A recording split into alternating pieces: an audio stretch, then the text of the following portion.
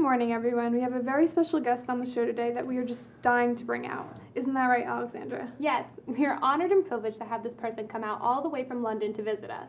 He has been a topic over in London, and we are so lucky to have a chance to talk to him. Please welcome the wonderful Dorian Gray, everyone. Thank you very much. You're welcome. It's quite a pleasure to be here, I must say.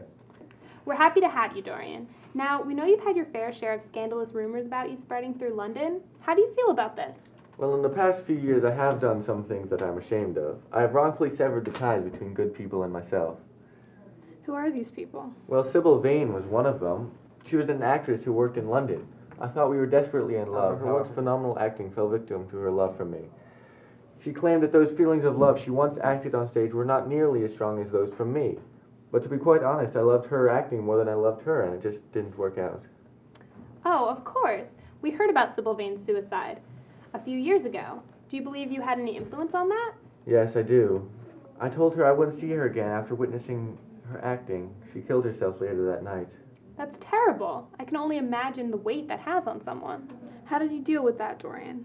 Well, at first I was overwhelmed by guilt, but that feeling didn't last long. Lord Henry, once a good friend of mine, convinced me that her suicide was a form of art, a beautiful portrayal of undying love. He said that I should not get involved. Now I've matured and realized that Lord Henry has corrupted me. He has turned me into a dreadful, vile human being. That sounds absolutely terrible. This is Lord Henry Wotton you're talking about, correct? We've heard so much about him. I'm sure you have. He is a witty, handsome man who I've become very close with over the past few years. Through his influence, I devoted my life to fulfilling the basest of pleasures.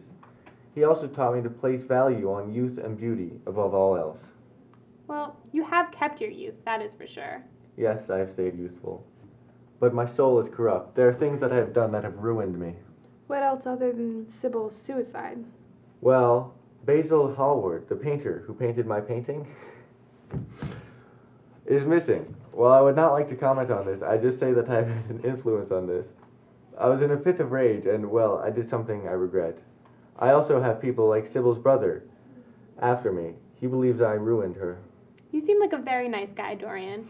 I'm sure you can put this all behind you. Every time I try, I see Basil Hallward's portrait of me. It is this ugly, vicious thing. My face in it reveals the dark quality of my soul. But I want to repent. In fact, I will soon be visiting Lord Henry. To tell him this, I can only imagine his reaction. Well, we wish you the best of luck, Dorian. Thank you so much for coming here and speaking with us today. Thank you for having me.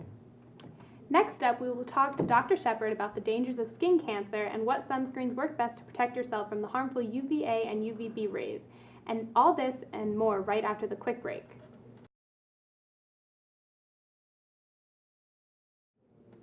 For our loyal viewers, we have some shocking and very upsetting news. Many of you remember Dorian Gray, the socialite from London who appeared on our show a few weeks back. Well, he was found dead by his maids in his attic last night. We go to our news correspondent, Samantha Cohen, who is in London and has more on this. Over to you, Sam. Okay.